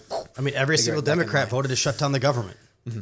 Every single Democrat's voting for dudes in chick locker rooms and dudes in female prisons. Section of Fetterman. Dudes, no, he actually voted for it too. Did he? Okay, all right. Yeah. Because I know Fetterman's been on the Team Republican for a few of those votes. Not Republican. Not Team Republican. Team Common Sense. Yeah, Common Sense. It's like, I'm going to support law enforcement. That shouldn't. Yeah, I'm going to support Israel defending itself. Yeah. It's like he's been on like Team Common Sense, which the Democrats hate that. Yeah. But the Republicans. The Democrats play what I like to say. My analogy is the Democrats play really good team ball. Yeah, like if they're all rowing together in sync. They just their policies and their agenda is rowing America off a flipping waterfall. Where Republicans, we have 8 people in the boat and they all think they're the coxswain. So we're just like spinning in circles, like all fighting each other. I'm the captain. I'm the coxswain. Yeah, and so we need to have all right. You're the coxswain. We had a big step in that today where one of the candidates is like, hey, no, I'm going to vector off. I'm going to be the auditor. That was a real team play move. So do you feel that then, like I said, this year, is there they said the head of the RNC, head of the DNC, I know there's like nationally, is there something like that for Minnesota? It's like kind of coming together and everyone's like, hey, we need to play ball. No. Because we don't have any, the closest thing would be Congressman Emmer, who's the majority whip, but he's not doing that kind of orchestrating stuff. We just don't have that. Usually it would be like a governor or a senator. We just don't have anybody that's that figurehead. Again, for all intents and purposes, because of the fundraising, because I'm the top of the ticket, that's on me to get endorsed strong, raise a ton of money, and then be like, no, we have to play as a team, get on board and provide that leadership cog. So it's an extra like burden I wasn't expecting at the beginning of the race, but I was gonna say, I recognize it's totally on me to galvanize our base, to fundraise nationally, and then put together conduct the music. Have you seen? I mean, I imagine you've worked with this kind of more on the technical side, but like marketing, and that type of stuff. Have you seen, or have you gotten any advice or anything when it comes to like the views of Minnesota, a candidate nationally? And then locally. So like, I always think of like this, like you do have your social media candidates. You have your Dan Crenshaws and you have your AOCs. I'm bringing him up. You know what I mean? Like he's real big on whether you like it or not. He was on Rogan. Yeah. He's a Republican candidate or Republican congressman out of Texas. But AOC's on podcast. You start seeing these. Does that affect the local election because they're so big on the national stage? Yes. And that's why I'm kind of wondering you, like as a marketer. I'm not a marketing, but when it comes to marketing, Minnesota is in the limelight this year, whether we like it or not. Yes. Is there a national, push for, hey, we need to get these guys or gals in the spotlight to pop them up popularity national-wise that then can result in a local election? I think I kind of get it. So you know what I mean? You know what I'm saying? Yeah. So a couple things. One, I don't see that yet, but what I do see is when I can get into a room full of donors nationally, whether it be Dallas, Texas, Mar-a-Lago, Naples, Florida, Orange County, California, when I can get into a room with people that have the ability to write checks, I can articulate and passionately and data objectively my business plan to how Minnesota flips red. And I truly mean that. I mean, I could have ran for office. I could have ran for U.S. Senate last cycle. There's no way I could look a donor in the eye and say, hey, I'm going to win this race. This is my business plan. Where right now I can walk through 10 different ways how I cut this pie, whether it be talking about how 9 of our 10 top growing counties are in greater Minnesota, the veteran vote that I'm going to get out, getting TPUSA to invest in the youth, TP Faith investing in Christians, all of the fraud that's going to get handled by the midterm. I can really objectively and emotionally talk about how we're going to win. So when I get in the room, I do generally well bringing in checks. But I haven't seen it coalesce in like a national message that Minnesota is going to like flip. But I do think coming back from my White House meeting last week that there is polling that shows to the Trump team, and that's what they care about. Like the polling shows Minnesota's in play, and that's positive because they don't want to waste time and effort and expend bandwidth on a losing effort because anything they expend for bandwidth is like political capital. And so I think that there's behind the scenes stuff that's going to show that Minnesota is more and more an Appalachia state. And I mean, so you last like how long was last cycle then? That first time that you were still. I was going to run for office, but I didn't even get to announce. Yeah. So I was like, what year was that? What that was 22. 22. Okay. Yeah. Did you? I mean, since then, I mean, you go into the White House. I'm sure they have all their all their data and everything. But do they really feel like do you feel like they're playing things in a very smart way for the midterms? Because when you look at the White House, yes. Yeah. Oh yeah, the White House, yes. Because it feels like chaos. Everyone sees chaos, or feels like it. But is there like a behind the scenes little that's like, oh no, these are in play. Minnesota's in play. That's right. These are in play. So because you lose midterms, it's a lot of these dreams start to go away. That's right. So this is kind of the difference between the first Trump 1.0 and Trump 2.0. Mm-hmm. We never talked about this, but I do believe in God and God's plan. And I almost think that Trump losing in 2020 was almost like divine intervention because the stuff that he's been able to do and accomplish with Trump 2.0 with that extra 4 years of planning, seeing the terrible foreign policy, seeing the terrible administration, seeing the terrible national security advisor, seeing our military dither. And now Trump's got, Tulsi Gabbard, RFK. He's got 2 Democrats in his cabinet. He's got Secretary Hegseth, who's been amazing. Yeah. He really put together the all-star dream team cast of his cabinet members, and we are flipping crushing, brother. Like the executive orders with the justices, with the Elon Musk and the Doge, and getting back people's money. Like this administration is phenomenal, but it's almost at best where you're talking about their preparation for midterms and how they're doing analysis on where they lean and apply pressure to get behind people, to endorse people. So when Trump gives his endorsement, it means something. It means the likelihood of a success. Where during the Trump 1.0, it was just kind of like there wasn't as tight of a ship, and the endorsements are kind of going a little more loosey-goosey. They're very, very methodical this time. And to be very transparent, if I don't get the Trump endorsement, if he gave it to somebody else, I probably would step down. But I'll get it because the first thing they ask when you go to the White House is, "Have you been with us?" And I'm like, "Oh yeah, here's where I fought ISIS. Here's where I submitted all these op-eds. Here's where I was on press talking." Like, I you know me, I didn't have a lot of socials, but I never scrubbed my socials or altered my socials. Anything I ever did was President Trump. I've never submitted anything that wasn't counter to President Trump's messaging. And then specifically, since being a candidate, there's some other candidates, coming off from the sidelines that said they were Trump, but they were anti-Trump for like 10 years. And then the shootings happen and the other ICE things. And then, me, I'm going to go out and explain that. I'm going to go be a leader and explain like why supporting law enforcement operations happen, why even at this critical juncture, it's important to be a leader, explain why are we in this position in the first place? Because there's 15 to 21 million illegal people, because of the 300,000 children, because the kidnappings, the arson, like, yes, we had to support rule of law, and you can have that incongruence with the Constitution. Yep. So that was the first thing, and then they want to see polling. So once Minnesota is showing positive polling, I do expect Trump to start to endorse candidates inside Minnesota. Because that's what I think. The people think the Trump 1.0 when he was endorsing candidates, and they're like, "What is going on?" Like it felt like a cool kids club, and you're like, "They're not going to win," or you see that happening, and they didn't. Or I think Georgia was one. People are like, "What's going on?"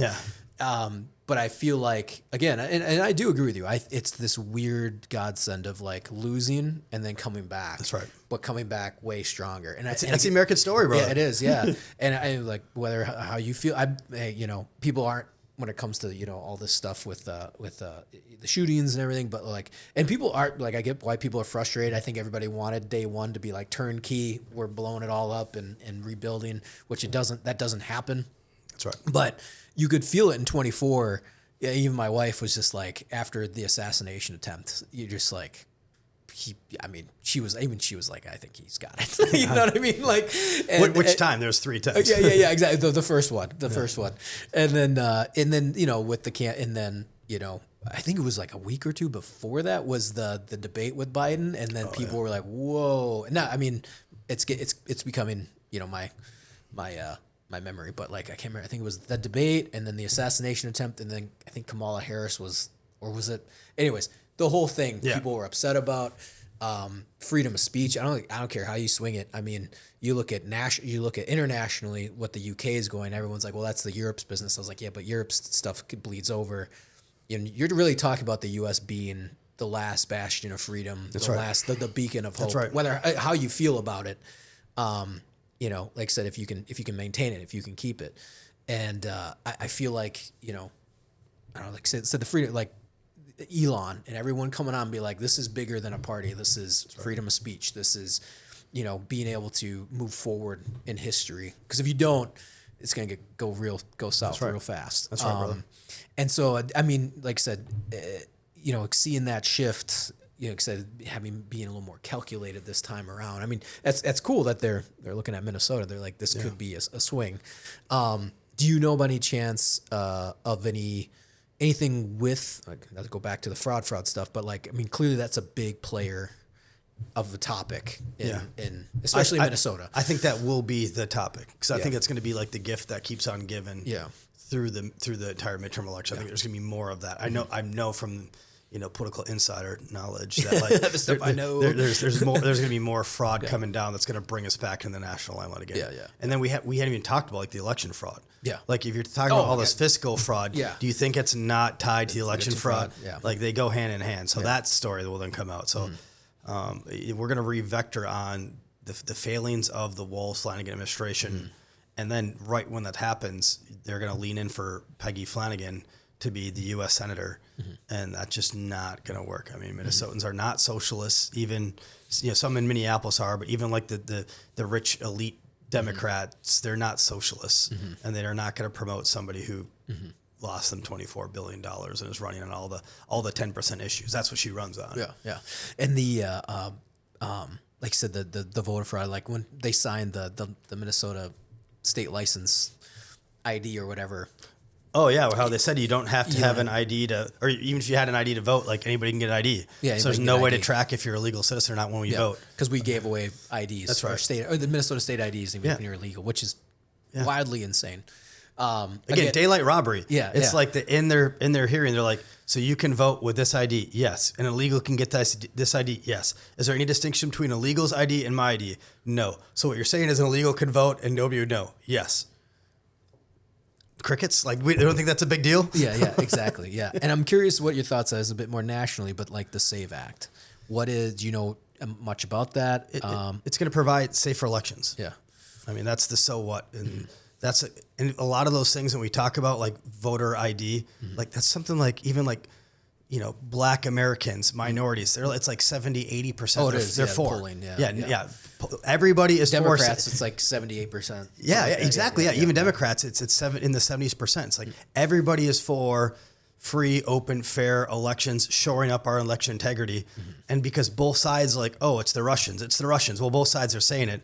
So clearly we have a faith in our election process. So we need to shore up the public's trust in our electoral system, and that should be a bipartisan win. The problem is that like neither side wants to actually do the work that does that. And right now it's the Democrats. They don't want to allow that work to be done, to have actual safe and open elections. I mean, I don't want to get into my personal stuff, but we know what happened when I was going to run for office. Like exactly. And I mean, they're talking about it a lot in the last week or so. And is that something that you see them bringing to the table, and would that affect Minnesota elections? I know that's supposed to be like on a federal level, but would that affect state elections? TBD. I don't know enough yet. Yeah. I was curious because if they if they pass it, like say in the next month or something, they they nuke the filibuster. Yeah.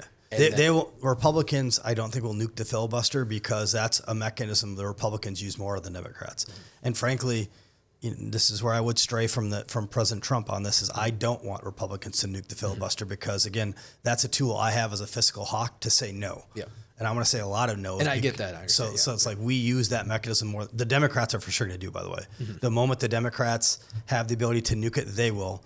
But let them be the folly of that. And Republicans will then use it, later on if they break it. But we don't want to be the person the party that breaks that glass, because we utilize it significantly more to say no to passing stuff that's waste trillions of your dollars. I would rather be able to say no and be the leader, the bad guy that says, no, we don't have the money to pay for these things. And the filibuster provides that mechanism. Yeah. Because some people do say that's like, they feel like there's no option left other than nuking it. Because if you don't and you don't pass the SAVE Act, then I think they will. happens I think they'll that? find enough compromises to get that packed. You think so? I do. I think that they will. Yeah. I mean, maybe it'd be It'll be compromised, but I think that they'll get something out or get enough because you're relying on the Democrats to get those votes through. That's right. Turn a few. I was curious in it too, and if it, like I said, if they get it before because I know that would definitely do for federal elections. I was curious on if it would affect state or if it's I'd have to get into it. I regretfully report that I should know a lot more about it than I currently do right now. It's okay. Been busy for the last year. No, I get it. I'm firing these questions off. Yeah. And another thing too. I mean, you've been doing all this work. How do you feel? And again, it's always the outskirts of Republicans, all the counties and everything. Have you done any, is there Republicans making any headway, or obviously yourself within Minneapolis, St. Paul, the Duluth area? You know what I mean? You're going into the lion's den. Rough. So I do the work. There's a couple other candidates. What I have trouble doing right now is getting candidates that are going to run for a local office to run in those areas. Because when we win, it's going to be God's glory and everybody who put in the work into this campaign. But the real heroes behind the scenes are those candidates that are running in CD5. We have this candidate, a couple of candidates for CD5. One of his name's Dolly. She's running for Republican Congress in CD5. She ran last cycle. She's running this cycle. If she just gets another 5,000 votes, that's 1/6 of the total delta we need to move for the entire state.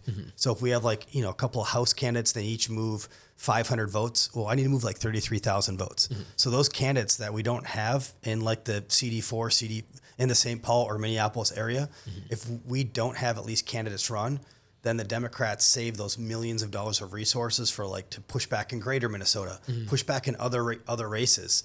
So what I'm trying to do is truly build a team. And those Lance criminals, those the Lance corporals, seriously, those E3s, E4s running those House districts, man. Those are the heroes that really deserve the glory, other than God, for when we win this, because it's so critical. So I'm running for U.S. Senate, so I'm running all over Minnesota, and I'm also traveling all over the country to bring in money. And so I'm meeting with delegates, and I'll be meeting with big businesses and people with money. But those people that are running in those counties, right? Yeah. And so there's in on the ground, doing door knocking, going to local businesses, going to all the churches, all the schools. God bless those people. Or I've been doing this for a year already, but they're really just going to be in the trenches, and that's what I'm just really cognizant, trying to build that team. We don't have all those people filled yet. So that's when we have that whole sheet of candidates, then I'll be yes. But until that happens, I'm we need these people to run. Yeah. And some of them are good candidates. Some of them ran there's a candidate who ran in Duluth, Minnesota last cycle, who I don't think he's going to run the cycle. I'm brother, you ran once. You would for sure get 500 to 1,000 extra votes just by being a name on the ballot for a second time. Because people would recognize your name. If you don't get in, man, you're just hurting the team. Do it for the team.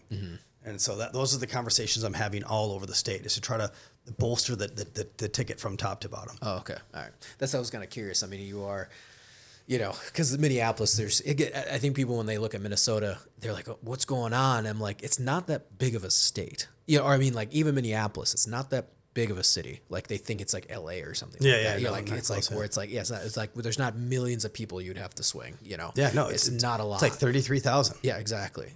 And same with St. Paul area or Duluth or Rochester. I mean, these aren't big cities. Yeah, you get a couple thousand from Minneapolis, a couple thousand from St. Paul, 1,000 from Duluth, 1,000 from Rochester. Well, shoot, that's 10,000 right there. That's a third of my people I need to swing just from the heart of the blue. Yeah. And we talk about adding veterans who only vote at a 40% of the general population rate. There's 320,000 veterans and family members in the state of Minnesota. They only vote at a 40%. So I have 200-some thousand free veteran votes. Yeah. Youth, getting the youth vote out, getting TP USA back into Minnesota to put in resources. Yeah. TP Faith. Trump won largely the number one demographic. I think that shifted was Christian evangelicals, 6.5%. What does that mean? We need to get people of faith back out in the midterms. Well, I imagine the swarm in the church wasn't a real big help for Democrats. Oh, yeah. Yeah. And no, it was not. No, it was not. Yeah, storming the church, that was a bad idea. Yeah, storming church, not good. Especially it was coordinated too. Yeah. Obviously, we'll see that play out nationally. And all that. Yeah. Yeah. So like I was saying, I can cut this pie like 10 different ways how I can get to those votes. And so it is really exciting. Just got to do the work. Yeah. Well, exactly. Yeah. That's always like, got to do the work. Yeah. Yeah. I mean, like I said, I think shifting or like, obviously getting those votes and curious. Like I said, I'm not kind of blanking, but like, what do I want to say next? Essentially, seeing those, I mean, say bluer areas, but I mean, I feel like obviously, especially when it comes to vets and stuff like that, for midterms, there's lower turnout. Yep. How do you do that when you are like engagement? Raise like the money to engage. Straight up, like. And so I tried going to like VFWs and American Legions. That's just of our generation aren't there. No, they're not there. Yeah. They're out at their homes having a beer or whatever. But I need to like do targeted digital engagement and get them out. Yeah. TP USA is interesting. I was just at TP USA Duluth a couple of times. Great. One of their kids just got like a ice water ball spiked at him, got attacked. Again, didn't even make the news. Yeah. But there's another like attacking on college campus at a TP USA event. And can you imagine like if a liberal got like a ice ball thrown at their face and like got accosted? And I mean, it'd be like it'd be national news. Yeah. And to have these young, students of faith, they're conservative, get harassed and assaulted and have it not even be a blip is really angers me. Yeah. Really upset about that. Well, I'm wondering in the obviously Minneapolis is always like a nice target per se, for TP USA to come. Again, I remember the years, of. Didn't you go to school there as well? No. So I went to Minneapolis Community Technical College. That's right. So downtown, but I had tons of friends that went to the U. Yeah. So I partied there a ton. So I know the U very well. Not in the classroom. Dinkytown or? Dinkytown. Oh yeah, Dinkytown. Yeah. I lived in Dinkytown for technically a month, but then dating an ex-girlfriend there. I was there for a while. But that was a different time. But no, I mean, this was, that's what I was curious, but I remember seeing when I was in film school, I was going to downtown. It wasn't the U of M campus, but I do remember the YouTube era of that, really starting to, you're seeing the Turning Point USA and conservatives going to college campuses and stuff like that. And I'm very divided atmosphere, these days. So it's kind of like, them putting the groundwork in at the U of M or at the first event post Charlie Kirk's assassination was at the U of M. Yes, right. It was. Yeah. And it was awesome to see. They completely filled in Kaufman Hall. Thousands of students outside who couldn't even get into the event were still there. That's what I heard. Show up. And there's some like people that wore like the red nun dresses were throwing red paint on people, and all like the conservative students just like surrounded them and prayed. And it was like, what are you gonna do? You're gonna throw rocks at somebody who's praying for you? Just like completely like quelch it through like love, and it was like really. I was so humbled for like the future of our youth when I saw what happened at that event. Yeah, and I feel like this is some of that going to then. I mean, to carry over into the midterms. Some of those. That's my goal. That's my job is to engage with TP Turning Point. Because you are looking at youth, and that's a tough one. Because I'm not saying, but there's a lot more factors. I think politics, like you said, financials. People feel like they can't buy homes. It's like, okay, then what do you do locally? Because nationally it's sexy. It's like, oh, do this or that. But like locally, how do you, you get that? Okay, if I'm going to vote Republican, I've never done that. Yeah. It's always like, oh, what can you do for me? But it really is like it was like, can you lower the taxes? Can you, what I'm saying is like, do you feel like there is a bit of a play there? Yes, 100%. Like, so to the point that's one of like my main three vectors for how I'm going to win the race is. Veterans. I'm a young veteran, but I'm also young for U.S. Senate too.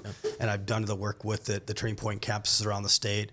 I went to the Turning Point Gala in December in Mar-a-Lago.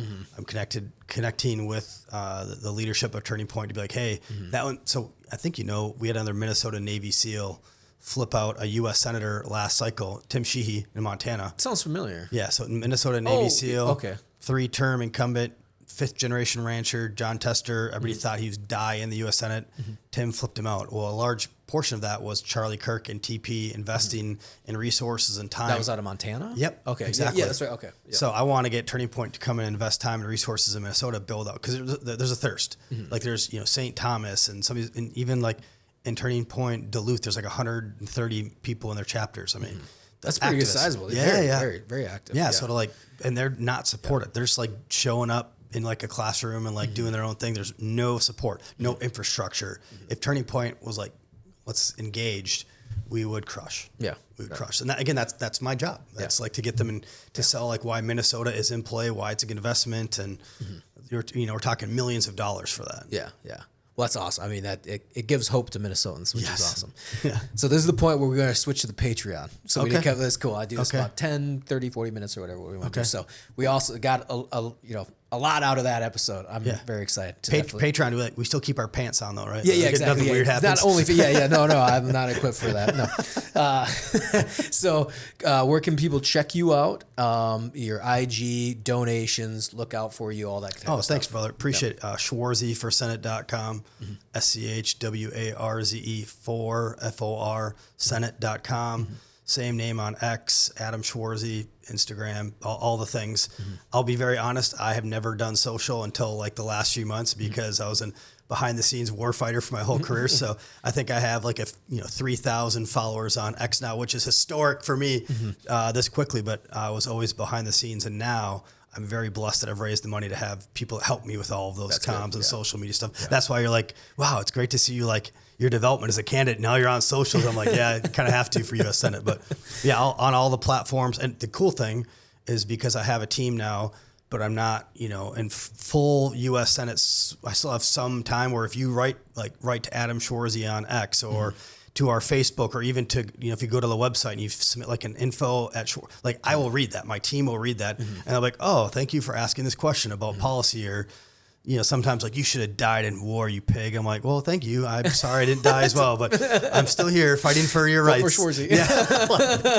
Survive, vote for Schwarze. I get like a hate mail. They're like, you should have died in combat. I'm disgusted with you. And I'll sign them back like a letter. Well, thank you for taking the time to write me. I'm sorry I did not die, but I will still fight for your values.